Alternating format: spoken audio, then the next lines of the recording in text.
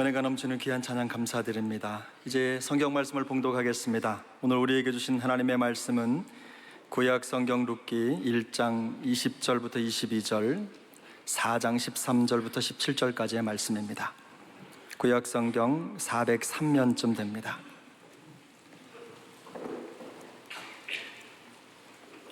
오늘 주신 룻기의 말씀을 함께 교독하겠습니다. 1장 20절입니다. 나오미가 그들에게 이르되 나를 나오미라 부르지 말고 나를 마라라 부르라. 이는 전능자가 나를 심히 괴롭게 하셨음이니라. 내가 풍족하게 나갔더니 여호와께서 내게 비어 돌아오게 하셨느니라.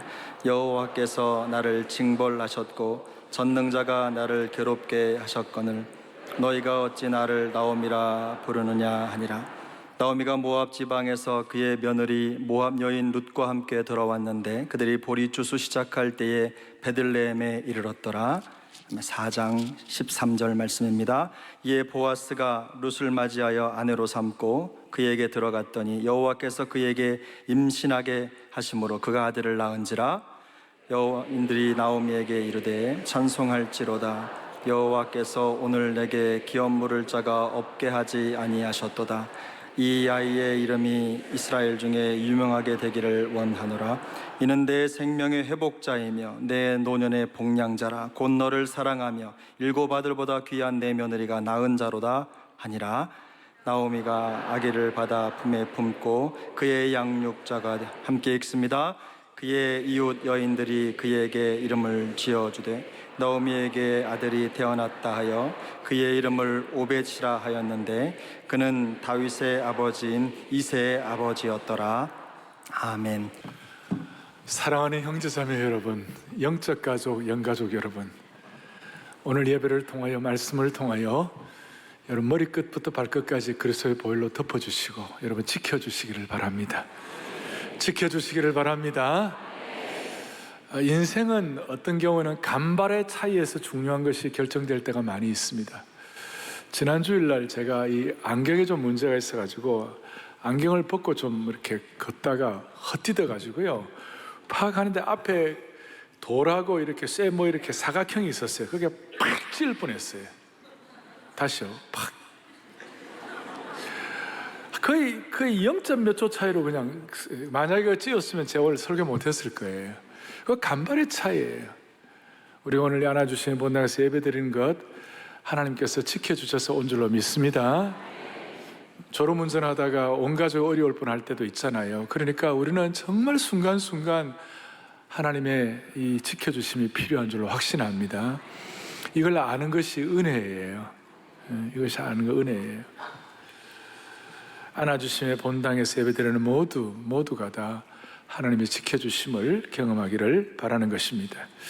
사랑의 교회는 헌당 이후에 헌신을 하게 해달라고, 그리고 헌신을 어떻게 하는가, 은혜의 저수지가 되게 하시고 사역의 병참기지가 되게 해달라고 그렇게 기도하고 있습니다. 여러분, 저수지는 그 물꼬를 해가지고 남들에게 전달해 주는 것이고, 병참기지는 앞에서 전쟁하는 분들을 위해서 뒤에 돕는 것 역할을 하는 것이에요. 그러니까 저수지와 병참기지는 자기를 위해 사는 것이 아니라 이웃을 위해 사는 것이고 섬기는 것이에요. 자, 이게 왜 중요한가? 여러분 한번 여쭤보겠어요? 여러분들이 스스로 주님 앞에 올려드리는 개인 기도를 주님이 잘 응답하세요? 아니면 남들을 위하여 진지하게 기도할 때 잘 들어주세요? 제가 굉장히 어려운 질문 합니까 지금? 자, 나를 위한 기도하면 잘 들어주세요? 아니면 남들을 위한 기도하면 잘 들어주세요? 여러분, 남들을 위하여 진지하게 기도하면 하나님이 정말 잘 들어주세요. 기도해 본 분들의 경험이죠. 그러니까 남들을 위하여 진지하게 기도할 때 하나님께서 백발백중으로 응답할 때가 많이 있어요.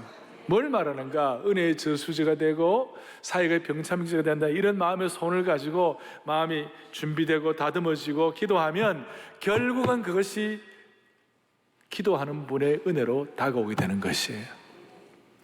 오늘은 광복 74주년입니다 74주년을 맞이하면서 이 민족을 지켜주시고 우리가 은혜의 저수지가 되고 병참기지가 되기 위해 어떤 말씀이 필요할까? 제가 단독 목회를 하고 31번째 광복주일 메시지를 전하는데, 광복주일 될 때마다 제가 한복을 입고 이렇게 마음에 소원을 하는 것은 또 하나의 광복주일이 되지 말고 이것이 국가적으로도 하나님이 우리 민족을 지켜주시길 바라는 것이에요. 그러니까 국가적으로도 그렇지만 이 개인적으로도 이 말씀이 내게 맞는 말씀으로 와 다가오게 해달라고요. 찬송하나도 마찬가지예요. 오늘 시온의 영광이 빛나는 아침 했잖아요. 시온의 영광이 빛나는 아침 했는데 어떠셨어요? 에? 왜 좋았어요? 그 중에 확 와 닿는 것 중에 하나가 매였던 종들이 돌아오네. 옥에서 나와가지고 매였던 종들이 돌아오네. 저는 지금도 어릴 때 기억하는데, 우리 선대 세대 경북 의성이라고 거기에 의성 감옥이 있는데 아주 그 일본 사람들이 아주 신사참배 반대하는 사람들, 기도하는 목사님들을 많이 잡아넣었어요. 주기철 목사님도 한때 의성 감옥에 계셨었어요. 그런데 그 해방날 매었던 종들이 돌아오는데 너무 좋아가지고 시온의 영광이 빛나는 아침 할 때 매었던 종들이 돌아오네 할 때 그렇게 마음에 와닿고 좋았다. 그래서 제가 그 찬송을 오늘 하는데 매었던 종들이 돌아오네 할 때 확 이렇게 막 이렇게 되는 거예요. 알 사람이 없도다. 그러니까 뭔가 다른 거예요. 그러니까 오늘 이 말씀이 여러분들에게 이게 소위 렐러번트하게, 이게 적절성 있게 내게 주신 말씀으로 와닿아야 할 줄로 믿는 것이에요. 그래서 오늘 74주년을 맞이하여 하나님 앞에서 제가 하나님의 섭리의 신비를 깨달았으면 좋겠다. 젊을 때, 어릴 때, 그리고 예수 처음 믿을 때부터 이 하나님의 섭리의 신비, 하나님의 인도하심, 여기에 대한 확고한 분명한 신앙 고백, 여기에 대한 신학적 뿌리, 또 삶의 현장에서 하나님의 섭리에 대한 일관성을 갖고 있을 때 저와 여러분들의 삶의 장래가 한결같이 집중되어 주님 앞에 쓰임받을 줄로 믿는 것이에요. 한결같이 집중되어 쓰임받을 줄로. 그래서 먼저 오늘 첫 번째, 이 시대의 가장 위대한 교리가 뭔가, 그것이 섭리라는 것이에요. 그건 제 얘기가 아니고 지난 세기에 신실하게 복음적인 설교자로, 복음적인 설교자로 쓰임받았던 마르틴 로이드 존스 목사님 뭐라고 얘기하는 거예요? 이런 얘기를 하는 거예요. 같이 보겠습니다. 우리가 살고 있는 이 시대에 가장 중요한 교리는 바로 하나님의 섭리의 교리이다. 국가적으로도 개인적으로도 하나님의 섭리의 교리가 너무 중요하다는 것이. 왜 섭리의 교리가 중요합니까? 하나님의 섭리를 어떻게 이해하느냐에 따라서 그 사람의 신앙의 깊이, 신앙의 방향이 결정되는 것이에요. 설령 그가 신학적으로 대단하고 그가 성경적 지식이 대단하다 할지라도 하나님의 섭리를 바로 이해하지 못하면 바른 신앙인으로서의 균형 잡힌 신앙생활을 할 수 없어요. 하지만 신앙생활 연륜이 짧다 하더라도 내 개인의 삶의 방향 가운데서 이 세상과 창조된 우주가 하나님의 전적인 주권 속에서 하나님께서 인도하시는 것을 확고하게 믿는다면 성경적인 지식이 좀 부족하다 할지라도 그 사람의 신앙이 바로 잡혀 있다고 말할 수 있는 것이에요. 그러니까 섭리의 신앙이 바로 잡혀 있으면 어떤 인생도 흔들림 없는 한 생애를 살아갈 수 있으리라 믿습니다. 어떤 여기에 대해서 역사에 대한 통찰력이 좀 필요한데, 역사에는 두 시선이 있어요. 그것은 뭐냐? 하나님의 섭리의 시각으로 보는 시선, 소위 이걸 역사의 상선, 역사의 윗선, 역사의 하이라인이라고 말할 수 있고, 또 하나는 역사의 아랫선, 인간의 시각, 인간의 의지의 선, 인간의 어떤 뜻대로 움직여 간다고 하는 어떤 역사의 아랫선, 역사의 로우라인이라고 말할 수 있는데, 이 두 가지 역사의 선에 대한 시각을 가지고 하나님의 섭리를 좀 더 이해하면 좋겠어요. 대부분의 인간의 역사는 인간의 의지의 선, 역사의 아래선에다가 관심을 두고 해석을 하기 때문에 상처받고 상처 주면서 그 안에서 쳇바퀴처럼 반복되는 모순되는 인생을 살고 있는 것이에요. 이렇게 인간의 아래선, 하선에만 관심이 있다 보면 영적 시각에 맞춰 가지고 섭리의 신비, 역사의 윗선, 하나님의 선, 역사의 하이라인에 대해서 눈이 열리지 않는 것이. 오늘 우리 모든 성도들이 이 광복주의를 맞이하여 공동체적으로, 개인적으로, 국가적으로 하나님의 역사의 섭리의 신비에 대한 하나님의 윗선, 하나님의 하이라인, 하나님의 역사의 상선에 대해서 눈이 열리기를 바라는 것입니다. 그렇다면 하나님의 역사의 상선, 하나님의 섭리의 신비를 이해하기 위하여 하나님의 섭리가 무엇인가? 우리 개혁교회가 중요하게 교리적으로 사람들을 가르치고 훈련할 때에 웨스트민스터 요리문답이라고 있고 하이델베르그 캐타키즘이라고 있어요. 하이델베르그 교리가 있어요. 도르트 신경이라는 것도 있지만 하여튼 웨스트민스터 대소요리문답, 그 다음에 하이델베르그 캐타키즘이 있는데 하이델베르그 교리문답의 27번에 이런 내용이 있어요. 하나님의 섭리가 무엇인가? 하나님의 섭리가 무엇인가? 다 같이 보겠습니다. 하나님은 하늘과 땅과 만물을 붙드시고 다스리신다. 채소와 풀, 비와 가뭄, 풍년과 흉년, 음식 마시는 것들, 건강과 질병, 부와 가난, 이러한 모든 것들이 우연이 아니라 하나님 아버지의 손길에서 비롯된다는 것이다. 아멘. 모든 종류의 것들에 대해서 하이델베르그 교리문답에 섭리가 무엇인가 그랬을 때 이것은 우연이 아니라 모든 것들이 하나님 아버지의 손길에서 비롯되는 것이다. 그럼 두 번째로 28번은 하나님의 섭리를 믿는다면 하나님께서 그분의 섭리로 모든 것을 지배하고 있다는 사실을 아는 것이 우리 개인 신앙생활에 어떤 유익이 있는가? 여러분과 저의 하나님의 섭리의 신비를 안다는 것이 어떤 유익을 가져다 주는가? 같이 보겠습니다. 답 시작. 우리가 어떠한 재난이나 역경 속에서도 아멘. 첫째 뭐 할 수 있고? 인내할 수 있고, 그 다음에는요 고난 속에서 뭐 하게 하며? 감사하게 하며, 그 다음에 뭐예요? 장래에 일어날 모든 일에 대해서 신실하신 하나님을 뭐 하게 되고? 신뢰하게 되고, 그 다음에 그 어떤 것도 우리를 그분의 사랑에서 끊을 수 없음을 믿게 하며 모든 만물이 그분의 손안에 있기 때문에 그분의 뜻이 아니면 아무것도 움직일 수 없음을 깨닫게.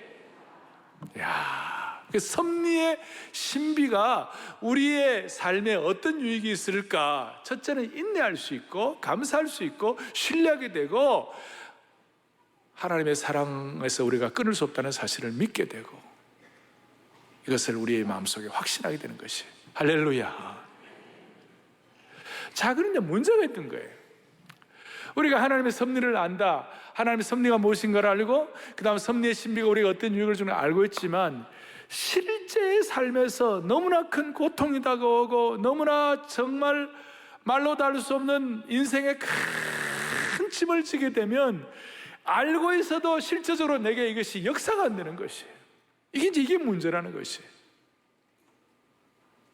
그래서 오늘 삶의 역경과 어려움 가운데서도 이 섭리의 신비가 역사하도록, 브레이크트루 할 수 있도록, 관통할 수 있도록, 실제적으로 와닿을 수 있도록 하나님이 우리의 마음을 붙잡아 주시기를 바라는 것이, 그걸 위하여 오늘 여러분들이 룻기를 읽었고 오늘 나오미를 읽었어요.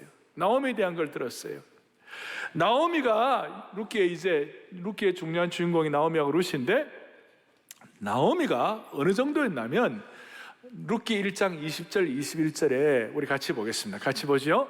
나오미가 그들에게 이르되 나를 나오미라 부르지 말고 나를 마라라고 부르라. 이는 전능자가 나를 심히 괴롭게 하셨음이니라. 무슨 말이냐? 아까 역사의 윗선과 역사의 아래선이 있다고 그랬어요. 하나님의 섭리의 신비를 통해 깨닫는 역사의 상선을 깨닫지 못하면 지금 내가 일어나고 있는 삶의 고통과 온갖 환경 때문에 인간적인 의지에선 인간적인 역사의 아래선에 대한 해석을 가지고 나오미의 입장에서 나오미가 얼마나 고통이 많았는지 뭐라고 했냐? 나를 Don't call me 나오미, 나를 나오미라고 부르지 말라, 나를 마라라고 불러달라. 여러분, 나오미가 이름이 무슨 뜻이에요? 사랑의 교회 성도 여러분, 나오미가 무슨 뜻이에요? 희락이다, 기쁨이다, 딜라이트다, 이런 뜻이에요. 나를 기쁨이라 부르지 말라. 본래 기쁨인데 나를 희락이라고 부르지 말라. 대신 나를 뭐라고 불러달라고요? 마라라고 부르라. 마라는 무슨 뜻이에요? 이건 아시죠? 마라는 괴로움이다, 쓰다, 고통스럽다. 나를 나오미라고 부르지 말고 나를 마라라고 불러달라. 하나님의 큰 역사의 윗선이 있는데도 불구하고 환경적으로 볼 때 너무 힘드니까 어떤 힘든 게 있었어요? 나오미가 6가지 힘든 거예요. 룻기 1장에 보면 6가지. 첫째, 그 고향 베들레헴 땅에 기근이 왔어요. 아주 큰 기근이 다가왔어요. 그것도 괴로운 일이에요.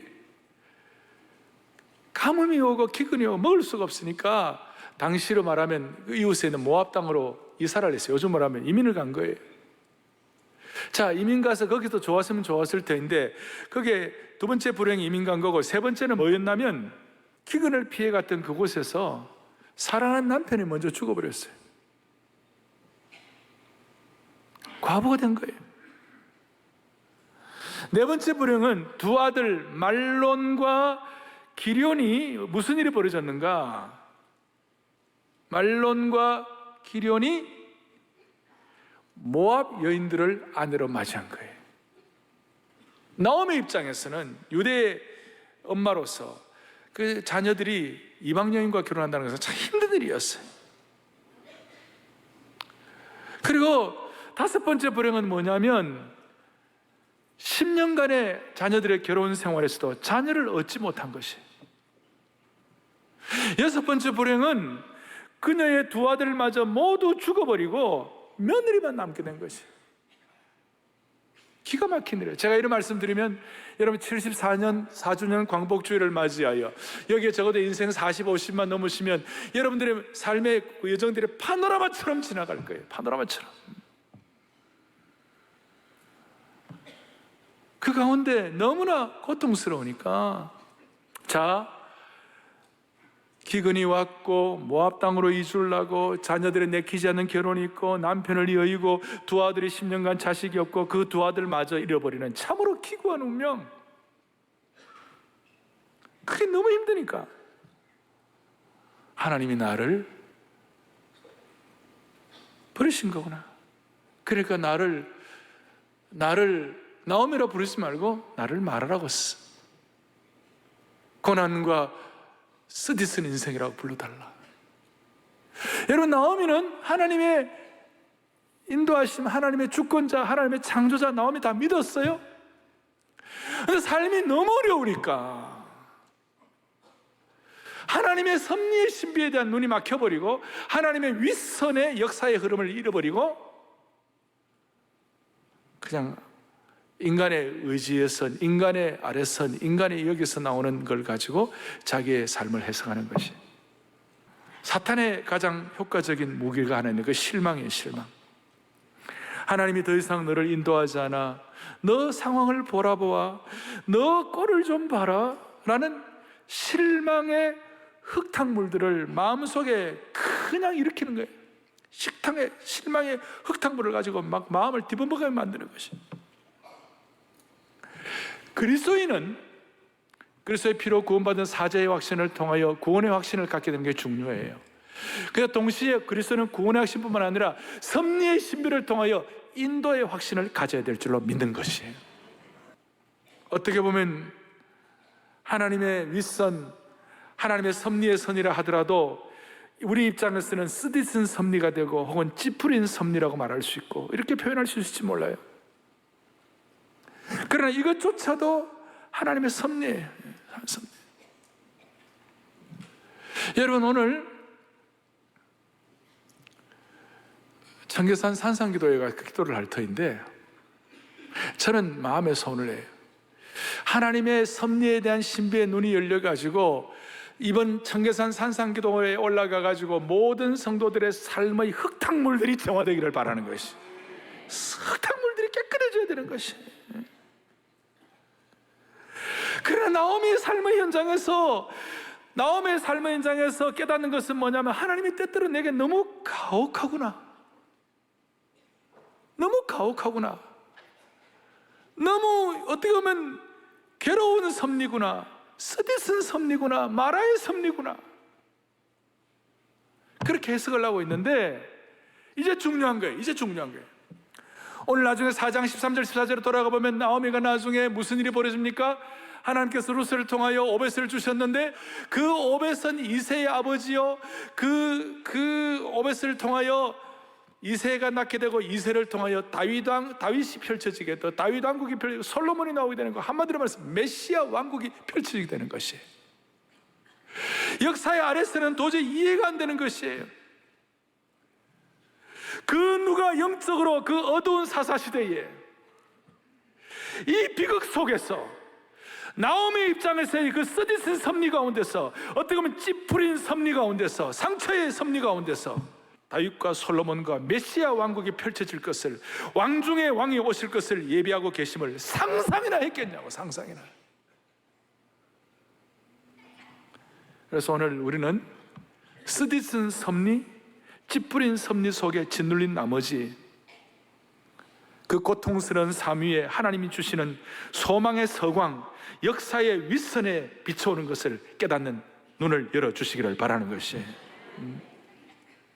다시요, 자신의 비극적인 삶에 짓눌린 나머지 비참한 삶 속에서 하나님께서 은밀히 계획하고 계시는 영광을 체험하지 못하는 분들이 없기를 바라는 것이에요. 쓰디쓴 섭리가 아니라 하나님의 최선의 섭리, 달콤한 섭리를 바라보는 축복이 있기를 바라는 것이에요. 여러분, 우리는 일본의 36년 통치를 통해 어떻게 보면 찌푸린 섭리, 쓰디쓴 섭리예요. 그리고 일본의 36년 그 통치를 통하여 우리 수천 년 한국 역사를 지우려는 계획을 갖고 있었어요. 그러나 하나님의 섭리의 신비는 복음을 통하여 하나님의 구원 역사에 새로운 역사를 쓰시려는 계획을 갖고 계신 줄로 믿으셔야 되는 거예요. 1907년도 평양 대붕을 통하여 36년을 견디게 만들어 주셨어요. 부산 초량교회에서 눈물로 기도하는 회개와 간절한 기도를 통해 6.25를 이기게 하셨어요. 70년대 엑스플로를 통하여 오일 쇼크와 월남 공산화가 되는 급변하는 세계 경제 정세 속에서 살아남게 만드셨어요. 80년도 여의도의 기도 대성회와 복음 민족 복음화 대회를 통하여 우리나라의 사상적 대립과 고통과 남북의 위기를 극복하게 하신 하나님의 섭리가 있게 된 것이에요. 그 어떤 사람은 뜻으로 본 한국 역사라고 말했지만 우리는 하나님의 섭리로 본 한국 역사를 새롭게 지필해야 할 줄로 믿는 것이에요. 여러분, 하나님의 섭리를 가지고 한번 생각해 보자고요. 지난 일대 이승만 대통령 이후에 10여 명의 대통령들이 있었어요.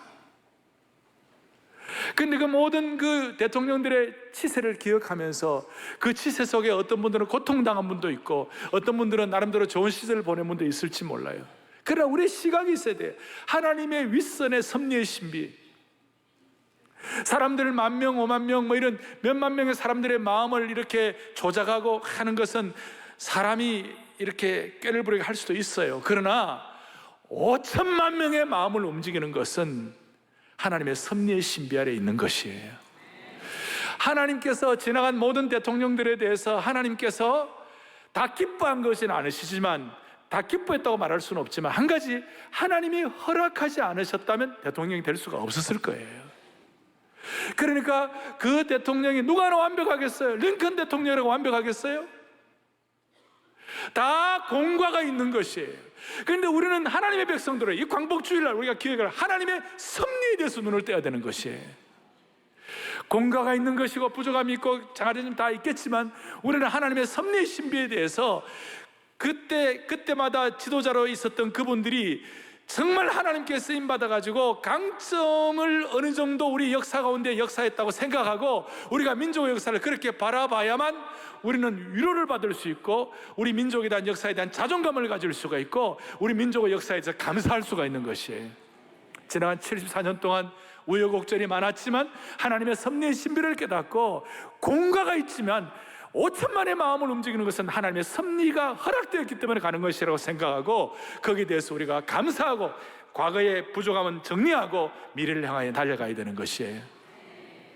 여기에 대해서 제가 뭐 더 자세한 말씀을 안 드려도 여러분들 나름대로 하나님의 섭리를 가지고 민족 역사에 대해서 기도해야 되는 것이 9년 전에 북경대학의 역사학과에서 기독교와 사회발전이라는 제목을 가지고 제가 특강을 했어요. 그 장소가 이제 대학원 강의실이었는데 한 200여 명 빼곡 사람들이 가득 차고 모여서 사람 뒤에 서고 그랬어요. 그래서 제가 오늘 강의를 하는데 북경대학의 기독교와 사회발전이라는 플래카드가 보고 그거 북경대 유학한 학생들이 깜짝 놀라 무슨 이런 일이 있는가. 거기에 주로 이제 청중들이 대학원생들 박사과정 하는 학생들이었고 그 중에 어떤 사람은 스님도 있었어요. 그래서 제가 이제 한국 근대사를 저 나름대로 얘기하고 한국 교회 얘기를 하면서 한국 교회 하나님의 신적 개입을 통해 한국 사회가 이렇게 산업화 민주화가 잘 조화가 되어 이루어질 수 있었다. 자, 이렇게 이제 설명을 하니까 그 중에 누가 탁 어택을 거는 거예요. 어떻게 대한민국이 기독교나 이런 것들에 대해서 발전했다고 말할 수 있는가? 한국도 아시아의 사용이었는데 싱가포르, 타이완, 홍콩, 이 남한, 사우스 코리아 이 네 나라였는데 이 네 나라가 발전한 것은 한국 기독교 뭐 이런 것 때문에 발전한 게 아니고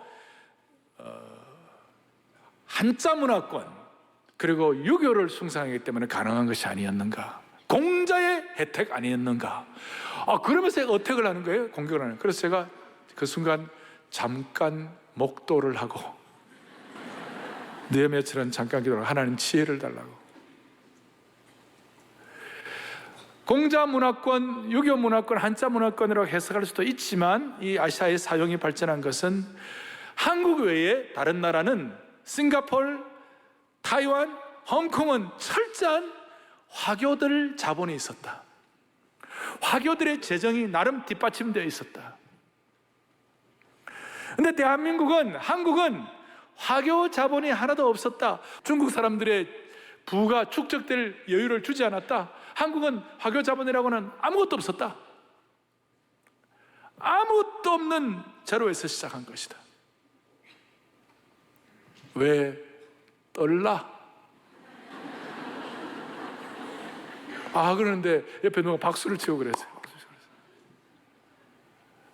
우리가 역사의 상선, 역사의 하선을 가지고 해석을 할 때에 사랑의 교인들과 우리 한국교회 성도들, 신앙인들은 하나님의 섭리의 신비를 통한 윗선, 소위 하이라인을 볼 수 있는 영적인 안목을 주시하면 되는 것이에요. 그래야 우리가 정말 아까 나오미처럼 어떻게 보면 너무나 내 삶이 가혹하다고 인정되는 그런 상황 가운데서도 우리가 주님 앞에서 감당할 수가 있는 거예요. 견뎌낼 수가 있는 것이에요. 우리는 오늘 다행스럽게도 나오미의 그 가혹한 인생 가운데서 룻기서의 마지막 부분을 볼 때 우리는 결말을 알고 있는 것이 한 단면만 본다면 힘들지만 전체 인간의 의지의 선으로만 하선으로 본다면 하나님의 섭리를 찾아보기 어렵겠지만 나오미의 삶을 전체적으로 보면 하나님의 섭리의 윗선, 상선으로 본다면 하나님께서 나오미의 삶을 앞서 인도하신 것을 분명하게 깨달을 수가 있는 것입니다. 인간의 불행이 있다고 하지만 인간의 불행에 깃들어 있는 하나님의 섭리 가운데서 잔뜩 찌푸린 섭리 뒤에 미소 가득한 하나님이 숨어 계신다. 하나님의 인도가 숨어 있다는 것이. 그래서 여러분 영적인 눈을 열어야 되는 거예요. 많은 사람들이 바로 눈앞에 벼랑 끝을 바라보지만 우리는 벼랑 끝 너머에 계시는 주님의 섭리의 선을 바라봐야 되는 것이. 안경 도수가 맞지 않으면 안경 이 태가 아무리 명품이라도 별 쓸모가 없어요. 그러나 이 안경테가 검소하더라 소박하더라도 렌즈와 도수가 딱 맞으면 명확한 것을 볼 수가 있는 것이. 사랑하는 교우들이여, 섭리에 관한 섭리의 도수가 맞아떨어지기를 바랍니다. 하나님이 주시는 이 삶의 눈을 열 수 있는 통찰력의 도수를 명확하게 해 주시기를 바라는 것입니다. 이제 좀 이렇게 차근하게 이제 말씀을 정리하도록 하겠습니다. 이렇게 하나님의 섭리, 우리의 삶의 위대한 교리가 하나님의 섭리에 대해서 제대로 깨닫게 되면 영적 공식이 생기는데, 무슨 공식이 생기는가? 섭리를 통하여 우리가 기도할 수 있는 기도의 제목이 생기는데요. 첫 번째, 무슨 일이에요? 하나님의 섭리의 신비를 믿으면 믿음의 용량이 커지는 줄로 확신합니다. 무슨 말이냐? 오늘 16절에 보니까 나오미가 아기를 받아 품에 품고 그의 양육자가 되었어요. 오벳을 안았을 때에 그의 믿음의 그릇이 커진 것이, 사람들의 상처와 분노와 가혹한 어떤 삶의 역사 가운데서 그 그릇이 처음에는 조그만했는데 나오미에게 하나님이 영적 용량을 넓혀주니까 작은 종지가 아니라 저수지 크기로 바뀌게 된 것이, 그 과부가 하나님 나라 왕국, 메시아 왕국의 조상이 됨으로 말미암아 영광스러운 영적 저수지가 된 거예요. 그래서 제가 은혜의 저수지라는 말을 이렇게 쓰고 싶은 거예요. 열왕기하 4장에 보니까 엘리사 선지자의 제자들 중에 한 명이 죽었어요. 젊은 제자인데 죽었어요. 근데 그 제자가 아내가 있었고 자식이 둘이 있었어요. 남편이 죽어버리니까 먹고 살 길이 없어가지고 그 아내가 어떻게 할 수가 없으니까 아들 둘을, 남의 돈 있는 집안의 아들을 둘을 종으로 팔아야 할 상황이 되었어요. 부모의 입장, 엄마의 입장에서는 기가 막힌 상황이 되어가지고 엘리사 선지를 찾아가지고 펑펑 울면서 날 좀 살려달라고, 우리 가족을 좀, 우리 아들을 살려달라고. 그래서 엘리사가 그 얘기를 듣고 남편들은 여인에게 뭐라고 얘기했는가? 너희 집에 뭐가 있냐? 너희 집에 뭐가 있냐? 남은 게 뭐가 있냐? 기름 조금 있다. 그러니까 이 엘리사가 뭐라고 얘기했느냐? 남의 집, 이웃 집에 가가지고 가능한 많은 그릇을 빌려오라고 그랬어요. 남의 집에 가서 빌려온 그 그릇을 빌려오니까 엘리사가 남은 그 기름을 부으니까 계속해서 그 빌려온 그릇에 그 기름들이 끊이지 아니하고 가득가득하게 차게 되었습니다. 이렇게 말할 수 있습니다. 이제 남은 이 가족의 미래는 이웃에게 그 그릇을 얼마나 많이 빌려왔느냐에 따라서 결정되는 것이었어요. 조그마한 그릇 2개 정도 가져와가지고 기름 붓는다, 그걸로 끝나는 거예요. 좁은 인생으로 끝나는 거예요. 그러나 큰 항아리 수십 개를 가져오면 항아리 인생이 되는 것이에요. 소양강 댐도 큽니다마는 소양강 댐이 아무리 커도 여러분 바이칼로에 가보시라고요. 거기 가보면 실감이 안 가겠지만 그거는 큰 바다예요, 바다. 민물 담수호지만 소양강도 대단하지만 바이칼로를 보면 소양강이 감사를 하지만 더 큰 세계가 있구나, 더 큰 세계가 있구나. 우리 한국 교회 신앙의 선배들 가운데 일제시대의 그 어려움을 겪어나오면서 김용기 장로님, 키는 자그마한 장로님이셨지만 세계를 품는 큰 저수지 같았어요. 조국이여 안심하라. 고당 조만식 북한에서 민족의 스승과 사표가 되어가지고 큰 그릇이, 우리가 비록 종재기만한 조그마한 작은 그릇이라 할지라도 이 민족의 사표와 큰 그릇을 우리가 빌려올 수가 있는 것이에요. 빌려가지고 그분들의 강점을 우리의 것으로 활용하고 기도하고 집중할 때 하나님이 일하시는 것이에요. 21세기의 김용기 장로님이나 21세기의 큰 그릇인 조만식 장로가 되시자고요. 이런 차원에서 이런 큰 그릇을 갖게 되면, 이 하나님의 섭리의 신비를 통하여 큰 그릇이 되면, 제가 최근에 깨닫는 것 중에 하나 이거예요. 나를 무너뜨릴 사람은 나밖에 없어요. 여러분의 생애를 무너뜨릴 사람은 여러분 자신밖에 없어요. 우리가 살면서 얼마나 많은 상처와 고통을 받습니까? 그런데도 정작 참으로 나를 결론적으로 무너뜨릴 사람은 나밖에 없는 거예요. 하나님의 섭리의 신비를 인정하면 하나님께서 정리해 줄 것을 믿는 사람은 결국은 무너지지 않는 것이에요.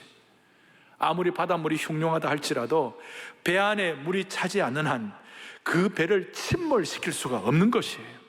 다시요, 나를 무너뜨릴 사람 너밖에 없다고요? 나밖에 없는 거예요. 그래서 우리 믿는 사람은 믿음의 그릇, 영적인 폐활량을 넓혀야 되는 것이에요. 작은 일에 상처받고 고통하고 증오를 쌓는다면 어떻게 우리가 하나님의 섭리의 신비를 이해할 수가 있겠습니까? 19세기, 20세기 초에 세계적인 참 신학자이자 목회자이자 네덜란드의 수상을 지냈던 정치가이자 아브라함 카이퍼는 이런 얘기를 했어요. 아브라함 카이퍼의 내용들 보죠. 우주 전체는 오직 하나님과의 관계를 통해서만 이해할 수가 있다. 조금 더 깊이 들어봐. 하나님의 섭리의 신비를 통해서 우리의 우주의 삶을 이해할 수 있는 것이에요. 오늘 여러분들의 삶의 형편들이 어떤지는 다 모르지만 하나님 앞에서 이 은혜를 받아 누리기를 바랍니다. 두 번째 기도의 제목은 하나님의 앞에서 우리가 섭리의 신비를 믿으면 세상이 알지 못하는 평안을 유지할 수 있는 것을 믿으셔야 되는 것이. 하나님의 섭리의 신비를 믿으면 하나님이 주시는 위로가 있기 때문에 어떤 고통 속에서도 평안하게 잠을 잘 수가 있어요. 예수님은 그 폭풍 상황 속에서도 출렁거리는 배 속에서도 평안히 잠이 드셨어요. 외부의 폭풍과 바람을 보면 아찔하고 현기증이 나서 잠을 잘 수 없는 상황이었지만, 그러나 예수님은 죄송합니다마는 코를 고는 수준의 깊은 잠이 드셨어요. 무슨 말인가? 예수님은 외부의 환경 때문에 스트레스 받지 않으셨다는 것이, 외부의 환경에 예민하지 않으셨다는 것이, 대신 하나님의 섭리의 신비에 대해서는 예민하셨어요. 외부의 환경에 예민하지 않으시고 하나님의 섭리에 대해서 예민하셨어요. 그런데 우리 모두는 반대로 하는 거예요. 하나님의 섭리에, 하나님의 상선, 하나님의 윗선의 역사에서 눈이 닫혀 있고 우리 주위의 상황에 대해서 너무 예민하니까 잘못된 대응, 잘못된 감정, 잘못된 폭발, 잘못된 행동이 나오는 것이. 이 시간 따라하겠습니다. 우리 한번 따라하겠습니다. 환경에 예민하지 말고 하나님의 섭리에 예민합시다. 또 하나, 나를 무너뜨릴 사람은 나밖에 없습니다. 여러분, 하나님의 섭리의 신비를 깨달으면 무너지지 않는 것이에요. 우리의 삶을 무너뜨리게 하고 우리의 삶의 평안을 가져가는 세 가지가 있어요. 하나는 과거에 우리를 실망시켰던 삶의 아픔과 기억들이에요. 또 하나는 현재의 고통이에요. 또 하나는 미래에 대한 불안이에요. 미래의 일들을 걱정하고 염려하는 것이에요.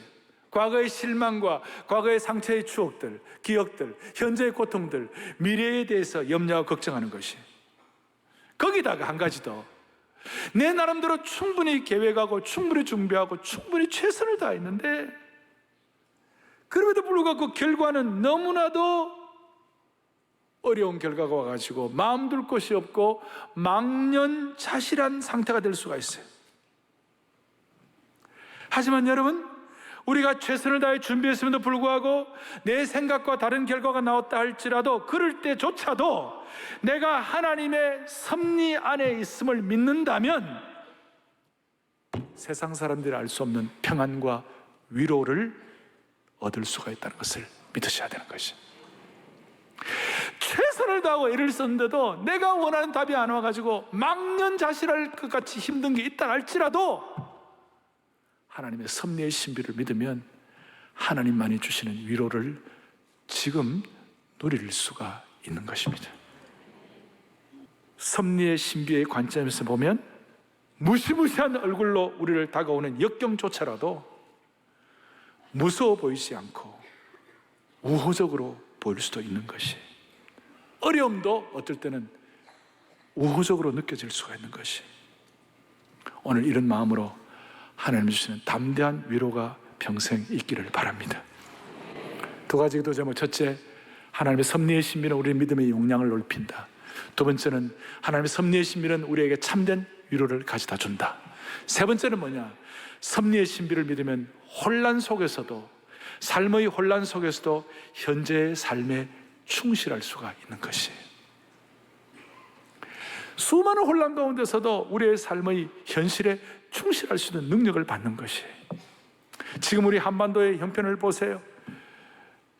세계가 지금 남북이 불안정하고 아침에 일어나면 가슴이 무거워요. 주위에 4대 강국, 많은 혼란스러운 일들이 많아요. 이런 상황 속에서 우리는 어떻게 현실의 삶에 충실할 수가 있을까? 하나님의 섭리의 신비를 보면서 이사야 40장 15절의 말씀이 다가왔어요. 같이 보죠. 함께요.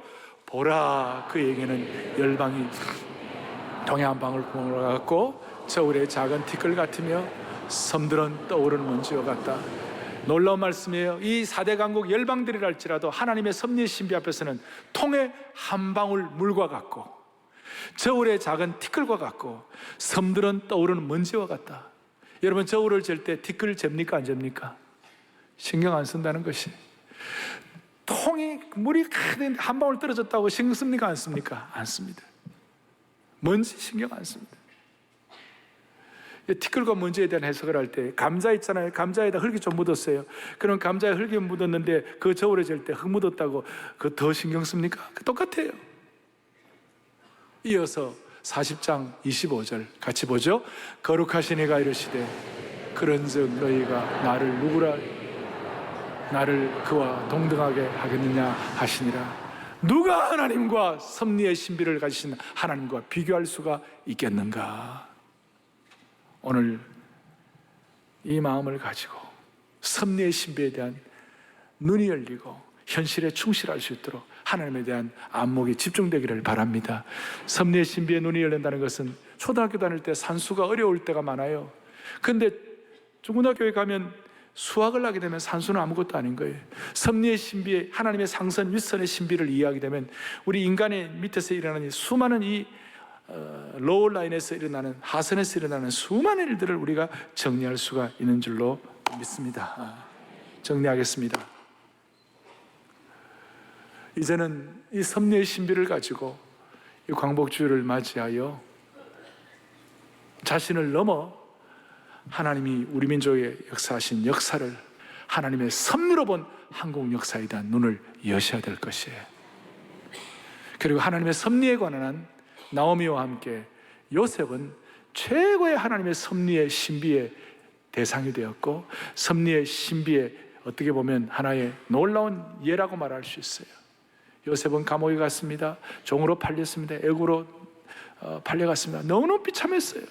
근데 요셉의 5020 비전, 요셉의 하나님의 섭리의 5020 고백, 그게 뭐냐? 창세기 50장 20절 고백에 같이 보겠습니다. 당신들은 나를 헤아려 하였으나 하나님은 그것을 선으로 바꾸사 오늘과 같이 많은 백성의, 아멘. 요셉의 놀라운 5020 섭리의 신비를 깨달은 비전과 고백이 뭡니까? 당신들은, 형들은 나를 팔아먹고 감옥에 가고 그 다음에 수많은 종살이하면서 고생하고 다 했지만 하나님의 섭리의 신비의 상선으로 생각하면 하나님이 그것을 선으로 바꾸사 오늘과 같이 많은 백성의 생명을 구원하게 하려 하셨다. 너무나 많은 백성. 왜냐하면 요셉도 처음에는 형들의 잘못을 고자질하는 그 종직이 조그마한 그릇이었어요. 야곱의 가문 대단하지도 않았어요. 그런데 이런 요셉과 야곱의 가정을 통해 이스라엘을 일으키시고 그 다음에 세계를 섬기려는 역사가 일어나려면 그래갖고 안 되는 거예요. 하나님의 섭리의 신비에 대한 대상이 되어야 되고, 그래서 요셉이 애굽으로 팔려가고 고생이 되고 고통스러웠지만 그 경험을 통하여 당대 최대의 제국을 섬기는 글로벌한 하나님의 섭리의 신비를 깨달은 하나님의 삶으로 무장될 수가 있었던 것이에요. 여러분, 우리 교회 남쪽 타워, 북쪽 타워 이 연결하는 다리가 무슨 다리예요? 요셉 다리예요. 요셉 다리예요. 매주일마다 교회 오실 때마다 하나님의 섭리의 신비에 대한 눈이 열려가지고 남쪽에 계신 분들은 남쪽에 계신 분 하나님의 훈련과 하나님 나라의 그 꿈을 가지고 꿈의 역사를, 북쪽에서는 그 꿈을 가지고 제대로 살아갈 수 있는 그 역사가, 그 섭리의 신비를 깨닫는, 여러분 최고의 복수는 하나님의 섭리의 신비를 깨달아 은혜의 저수지의 역할을 하는 것인 줄 믿으셔야 됩니다. 할렐루야. 전능하시고 자비로우신 하나님 아버지, 오늘 이 예배에 또 별관에서 드리는 모든 분들, 방송에 참여하는 모든 분들 예외 없이 하나님의 섭리의 신비를 믿게 하여 주시옵소서. 삶의 여러 가지 열악한 환경, 가혹한 삶의 흐름 때문에 잠깐 하나님의 섭리의 신비를 잃어버렸다 하더라도, 과거의 고통과 현재의 고통과 미래의 불안 때문에 잠깐 섭리의 은혜를 놓쳤다 하더라도 이 시간 다시 회복하게 하여 주셔서 믿음의 용량이 커지게 하여 주시옵시고, 세상 사람들이 알 수 없는 섭리의 신비를 통한 평안과 위로를 누리게 하여 주시옵시고, 모두가 다 현실에 섭리를 통한 충실함을 가져올 수 있는 신실한 남녀 종들로 삼아주시기를 소망합니다. 우리 가운데 아무도 한 생에 실패하는 자가 없도록 집중된 일관성 있는 섭리적 인생이 되게 하여 주시옵소서. 우리 주 예수 그리스도를 받들어 간절히 기도 올리옵나이다. 아멘. 찬송과颂이 영광